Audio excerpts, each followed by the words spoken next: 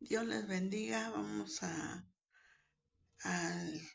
seguir compartiendo la palabra de Dios y vamos a leer ahorita Marcos 6:34, que dice así: y salió Jesús y vio una gran multitud y tuvo compasión de ellos, porque eran como ovejas que no tenían pastor, y comenzó a enseñarles muchas cosas. Aquí realmente fue cuando hizo la alimentación de los 5,000 personas, ¿verdad? Y aquí, ahorita lo que vamos a tratar de ver, que dos cosas son las que debemos de entender bien. Pues estamos viendo cómo encontrar a Dios, cómo es salir al tabernáculo de reunión para encontrarnos con Dios. Pero aquí ahorita vamos a ver dos cosas, y solamente dos cosas que tenemos que entender para ver cómo vamos a conocer a Dios. Y aquí lo primero que vamos a ver, que vamos a conocer el corazón de Dios, porque hay muchísimas cosas que ocupan nuestra mente, tantos libros, tantos maestros, tantas cosas buenas que merecen nuestra atención, que decimos aquí hay una verdad, pero en cuanto he servido al Señor todos estos años, me he llevado a buscar dos cosas, y solamente dos cosas: conocer el corazón de Dios en Cristo y conocer mi propio corazón a la luz de Cristo. Son las dos cosas que tenemos que entender. A veces hemos buscado a Dios para conocerle y para conocer la profundidad de su amor hacia su pueblo, hacia nosotros. Quiero conocer el corazón de Jesús y la compasión que los motivaba. Las escrituras revelan que Jesús amaba a la gente. Aquí en donde leíamos, Marcos nos dice que después de sanar y enseñar durante 3 días, la multitud estaba hambrienta. Cristo en su corazón tuvo compasión de ellas, porque eran como ovejas que no tenían pastor, dice. Entonces Él les empezó a enseñar, pero también si leyéramos toda la historia, sus discípulos decían: pues ya despídelos para que alcancen a ir a comprar pues algo de comer, pero este que vayan y compren y compremos también para pan para nosotros. Y pero Jesús les respondió Jesús y les dijo: darles vosotros de comer. Ellos le dijeron: pues híjole, pues ni con 200 denarios que tuviéramos aquí podríamos comprar para que alguien coma un pedacito de pan, porque eran muchos, eran 5,000, dice, sin contar mujeres y niños. Entonces eran muchos, dijo. Y ya les dijeron, les preguntó Jesús que cuántos panes tenían y así. Bueno, pero aquí lo que no vamos a enfocarnos en el milagro que hizo, sino realmente tratar de conocer el corazón de Dios. Aquí estamos viendo un corazón compasivo que nos ama, que amaba en esa la gente. No le era suficiente sanarles y enseñarles. No quería que desfallecieran por no haber comido. Personalmente cuidaba de cada uno de ellos, su bienestar físico, inclusive todo lo que se relacionaba con el alimento era importante para él. Y ahí había un muchacho con 5 panes y 2 peces. Suministró lo suficiente para que Jesús obrara otro milagro. Mas este milagro debía venir por medio de la voluntad de Cristo, pero para un cuerpo que llevaba realmente huesos y todo, este, una colección de, ahora sí que de hechos religiosos. Entonces, aquí vemos que Jesús realmente, él se compadeció de ellos, ¿verdad? Él se compadeció de todo lo que estaban pasando. Yo ahí entiendo que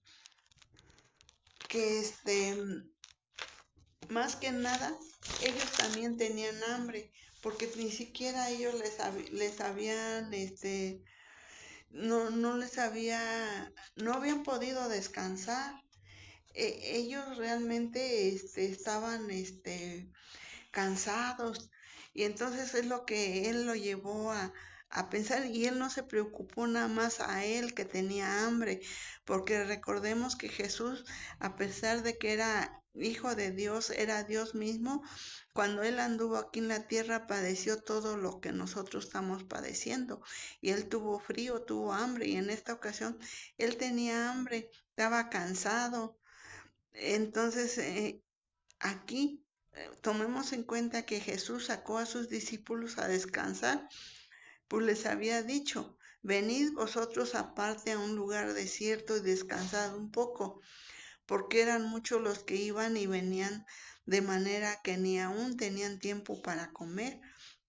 Entonces, consideremos que Jesús personalmente había venido para orar y ser fortalecido, porque Juan el Bautista y el precursor de Jesús había sido decapitado a comienzos de esa misma semana por orden de Herodes. En la circunstancia de estar emocional y físicamente agotado, Jesús realmente alimentó las multitudes, no solo una o dos ocasiones, sino una y otra vez. Y aquí vemos en esta ocasión que cuando este muchacho le dijo los panes que tenía y los peces, dice que él bendijo y partió los panes y dio a sus discípulos para que los pusieran delante, y repartió los 2 peces entre todos. Eso lo vemos en Marcos 6:41, ahí es donde partió, los bendijo, y aquí vemos que miles de hombres y mujeres y niños comieron todos y se saciaron. O el corazón de Jesús, el milagro era para ellos, pero no leemos de ningún milagro para sostenerle a él, excepto el prodigio maravilloso de un amor santo que levantaba continuamente sus manos cansadas con más pan y más peces. De su debilidad en crecimiento, él repetidamente dio para que otros se pudieran recuperar desde el corazón de quien ayunó 40 días en el desierto, y muchas veces no tuvo tiempo para tomar sus alimentos. Era lo que vimos en Marcos 6:31, cuando preocupado estaba de que las multitudes no se fueran con hambre. Y aún mismo aquí lo que notamos, que grande es su amor por la multitud, que él mismo estaba sin comer, estaba cansado, estaba todo, pero él se preocupaba más por la gente que por sí mismo. Aquí vemos cuánto mostró Jesús el amor a la gente, a toda la gente, sobre todo a quienes la sociedad lo ignoraba, ¿sí? Porque estos milagros lo veían los incrédulos y todo. Por tanto, porque creemos que en cualquier congregación, en cualquier grupo de creyentes, hay infiltrados algunos incrédulos.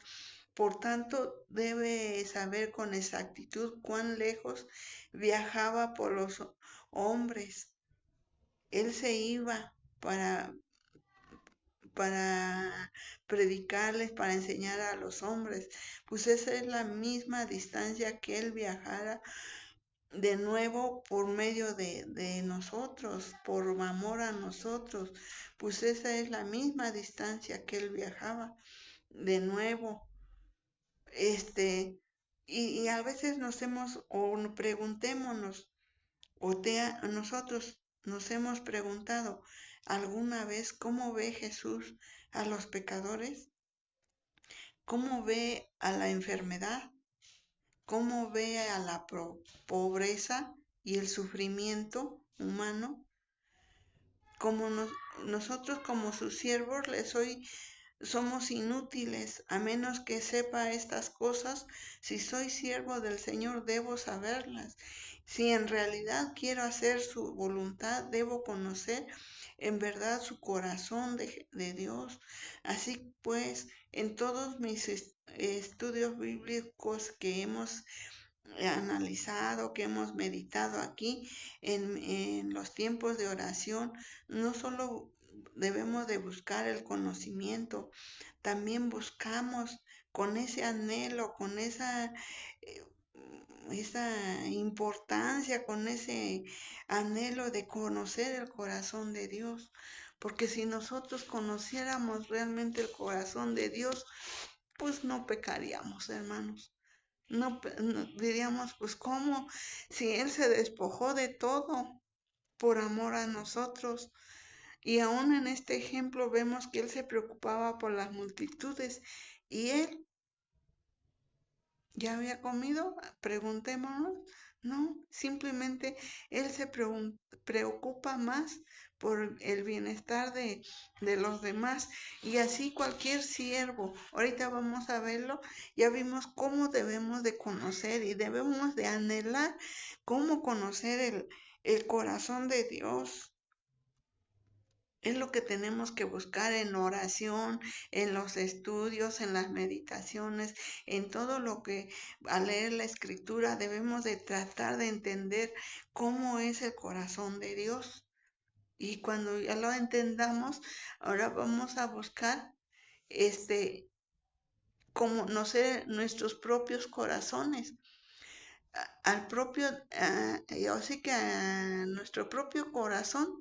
A veces nosotros nos queremos guiar por nuestro corazón, pero realmente hay una parte de la Biblia que dice que engañoso es el corazón. ¿Quién puede confiar en él? Pues nosotros no debemos de confiar en nuestro corazón. Al propio tiempo, mientras más me acerco al corazón de Dios, el mismo fuego de su presencia comienza una obra purificadora profunda en mi interior, y en el resplandor y la enormidad de sus riquezas aparece mi pobreza y espiritual, mi pobreza, que por eso Dios escribió: ¿quién subirá al monte de Jehová? ¿Y quién estará en su lugar santo? Y dice, el limpio de manos y puro de corazón, el que no ha elevado su alma a cosas vanas, ni jurado con engaño. Esos son los que van a estar en el mundo. Pero si nosotros no conocemos el corazón de Dios, pues realmente cómo nos vamos a, a querer, a anhelar subir al monte de Jehová, y cómo nos vamos a es- preocuparnos por estar en ese lugar santo.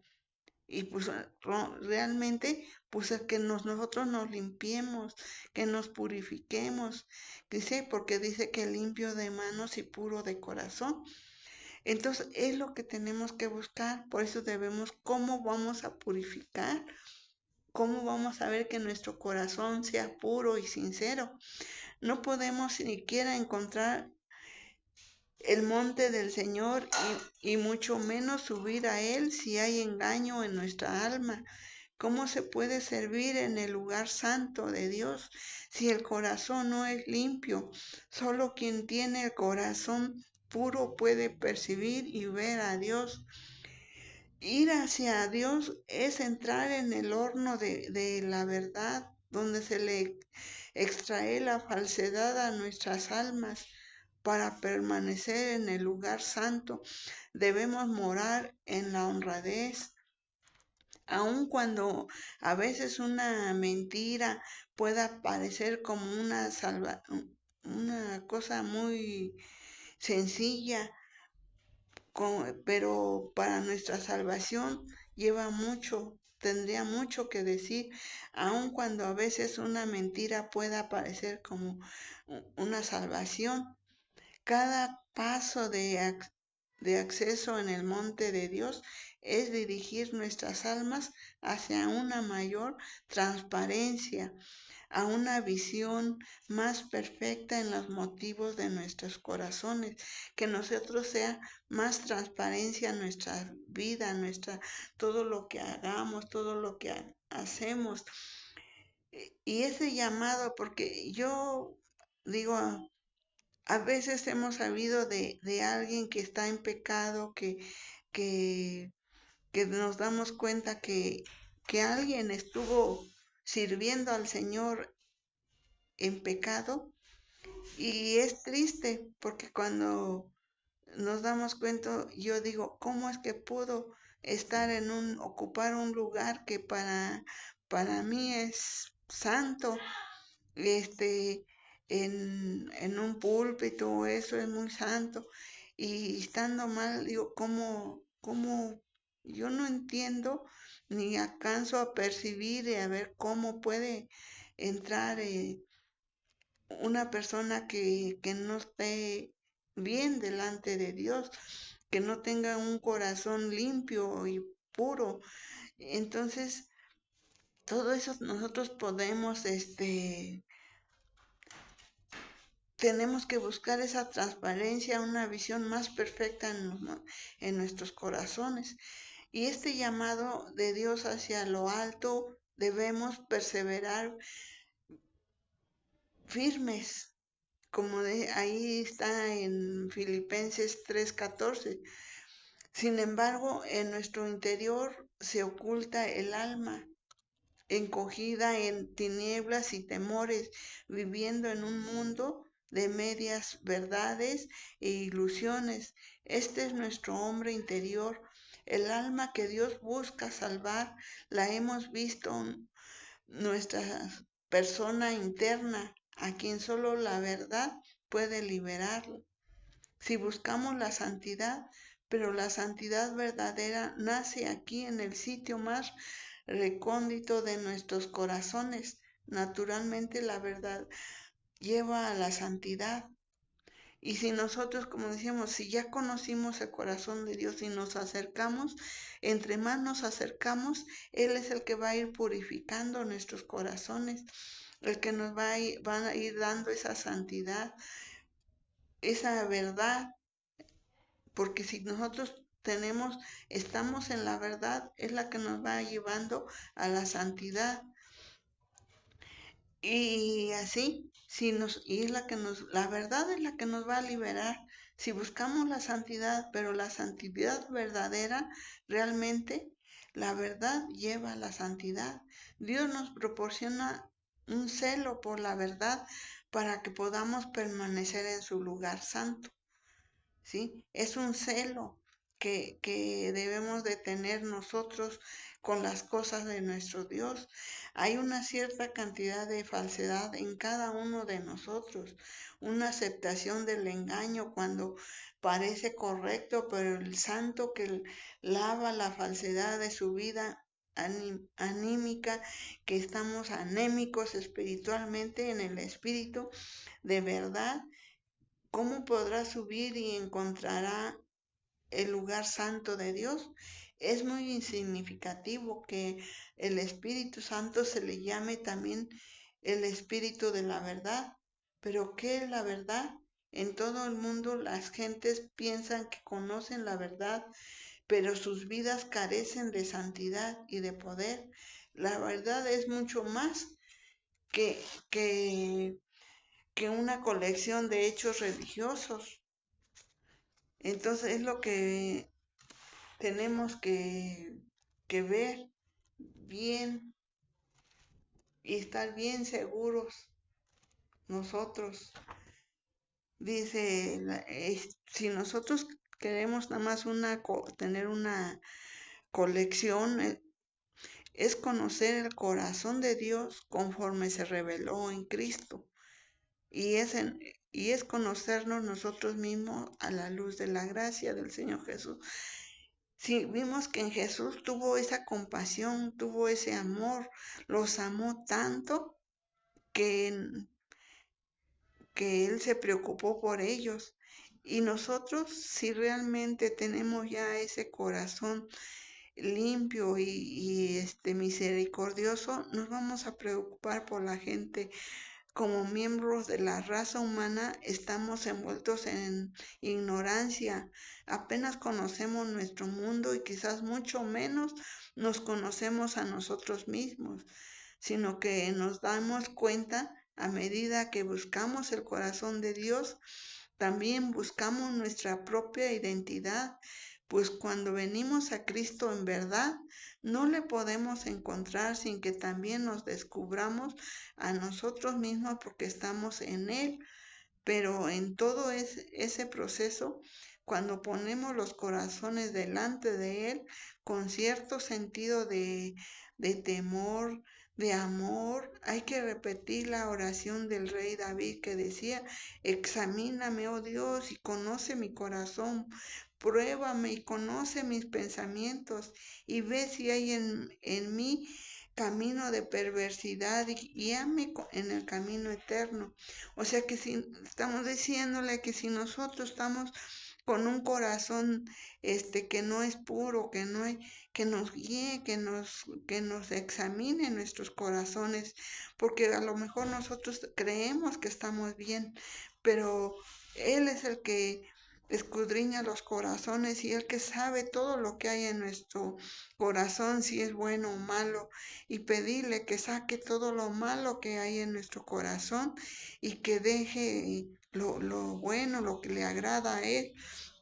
Y así tenemos que quitémonos la fachada que somos puestos y que somos miembros y que y miremos realmente la realidad de nuestros corazones. Sabemos que Dios nos ha creado eternamente completos y perfectos en Cristo. Creemos eso, que sin embargo en los primeros capítulos de Apocalipsis de Juan, Jesús nos lo dijo a las iglesias que eran perfectas a sus ojos. No les reveló sus corazones, le dijo sus pecados. Sin vacilación, colocó sobre ellas la exigencia de ser vencedores y que cada que él fuera vencedor le, le, le daba una promesa. Entonces o sea que cada uno en sus propias circunstancias, única y difícil, como ellas debemos conocer nuestra necesidad y como ellas las almas que queremos que sean salvas habitan aquí en el tiempo, en un mundo que se mantiene unido por ilusiones, mentiras y corrupción. Pero nuestras viejas naturalezas son como esos zapatos bien usados, cómodos, con los que descansamos. Podemos estar en nuestra carne instantáneamente sin siquiera darnos cuenta lo que nos derrota. Está latente dentro de nosotros. El Espíritu Santo debe exponer a nuestros enemigos antes que podamos conquistarlos, porque a veces los enemigos van a estar con nosotros, van a estar ahí y si nosotros no nos acercamos a Dios, no examinamos nuestro corazón, no le permitimos a Dios que Él examine nuestro corazón y que quite todo lo que está estorbando, pero Él no va a quitar nada si nosotros no lo deseamos, no se lo pedimos. Él es muy respetuoso para hacer las cosas y todo lo que le permitimos es lo que va a hacer en nuestros corazones. Respecto de la naturaleza del hombre, el profeta escribió: engañoso es el corazón más que todas las cosas y perverso, ¿quién lo conocerá? Entonces, el único que lo puede conocer es Dios y Él es el que lo va a examinar. Por eso tenemos que estar diariamente, a lo mejor en oración: Señor, examina mi corazón, límpiame, purifícame, lávame, como decía el rey David, quita toda mi perversidad, quita y guíame por el camino eterno. Otra vez, realmente David, el profeta, rey de Israel, también oró así. ¿Quién podrá entender sus propios errores? Líbrame de los que me son ocultos. A veces nuestros propios errores son ocultos y no nos damos cuenta. Preserva también a tus siervos, dice, de las soberbias, que no se enseñoreen de mí. Entonces seré íntegro y estaré limpio de la gran rebelión. Es el Salmo 19. Realmente es el que nos va a decir que debemos de estar limpios. Nosotros no nos podemos entendernos. A veces vemos los errores de los demás, pero nuestros propios errores no los vemos y tenemos que tener ese cuidado y estar en oración con nuestro Padre para que Él nos limpie esos corazones. Dentro de nosotros hay errores que nos derrotan sin que lo sepamos. Por ejemplo, tenemos conciencia de cuántas y de todas nuestras acciones las manipulan simplemente la vanidad y el deseo de ser aceptados por los demás. Nos damos cuenta de los temores y los recelos que inconscientemente influyen en muchas de nuestras decisiones y nosotros no nos damos cuenta. A veces creemos que estamos bien, pero no. Podemos tener serios problemas en nuestro interior y sin embargo ser demasiado orgullosos o demasiado inseguros para admitir que necesitamos ayuda. A veces no lo hacemos. ¿Sí? No queremos que pedir ayuda, pero sí la necesitamos y ¿a quién debemos de ir? Pues a Dios nuestro Señor, porque es el único que nos va a ayudar en lo que nos conciernen realmente nosotros, inseguros para todo, y no queremos la ayuda. Entonces realmente todos los que nos concierne pensamos tan alto de lo que sabemos, tampoco inclusive en el exterior, aunque conozcamos nuestra foto, nosotros en fotografías nos vemos en el espejo, sabemos cómo nos vemos cuando reímos o lloramos, comemos o hablamos, o cuando estamos enojados, sabemos, pero no sabemos realmente lo interior. Y a veces, por querer ser aceptados por los demás, nos olvidamos que en la palabra de Dios dice que el que se quiere hacer amigo del mundo o amigo de los demás, de los que andan en malos caminos, nos constituyemos en enemigos de Dios. Entonces, es mejor que nos desprecie el mundo y no que nos hagamos enemigos de Dios por quedarle bien con el mundo. Entonces que tenemos que tomar en cuenta mucho eso.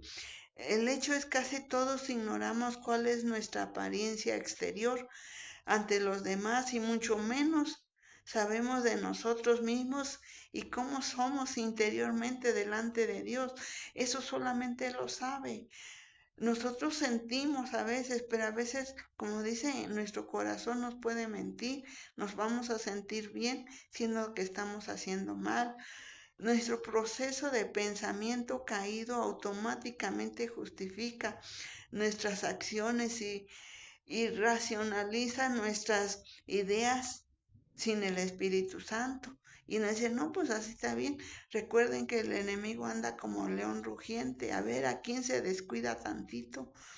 Entonces, nosotros debemos estar y buscar la ayuda del Espíritu Santo. Estamos casi indefensos contra nuestras propias tendencias, contra nuestro propio ego, con nuestro propio yo.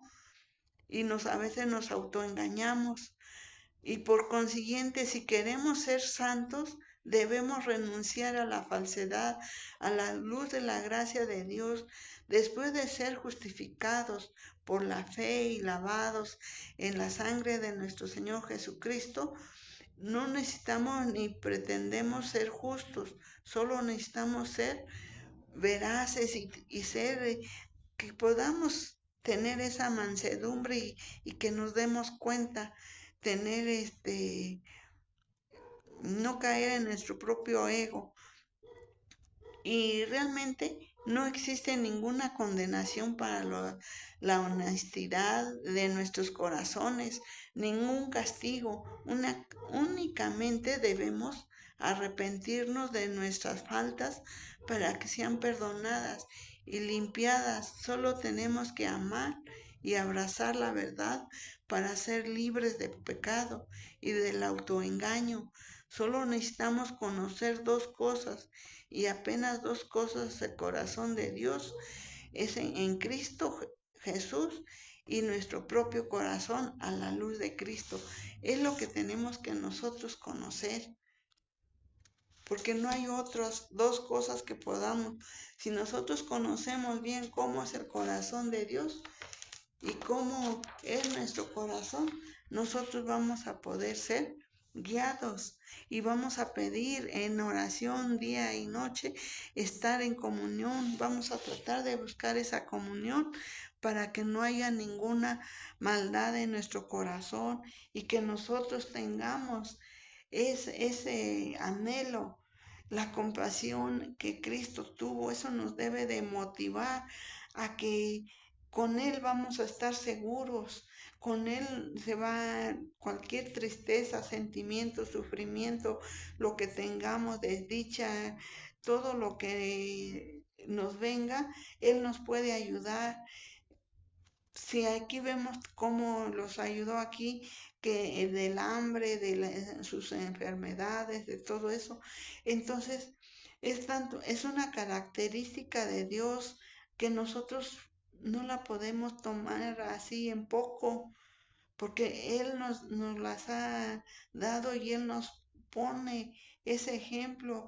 Y realmente lo que Él hizo con esos 5 panes y 2 peces, eso es poco, pero lo que puede hacer en nuestro corazón es muchísimo. Entonces nosotros tenemos que pedirle la ayuda y dejar nuestro ego a un lado y pedirle la bendición de nuestro Padre Celestial. Eso es lo que tenemos que hacer, buscar y entender su corazón, que nos ama tanto, que por qué nosotros no amarlo. Y buscarlo no por lo que haga, ni porque nos dé de comer, ni porque nos sane, sino por lo que Él es. Él es misericordioso, Él es todo. Él es nuestro pronto auxilio en las tribulaciones. O sea que Él es todo. Entonces no dudemos en seguirlo y estar en sus preciosas manos, mis amigos y hermanos. Estamos seguros. Busquemos, Señor, y seamos firmes y amemos así como Él nos amó. Nosotros también amémonos de todo nuestro corazón. Amén. Que Dios me los bendiga.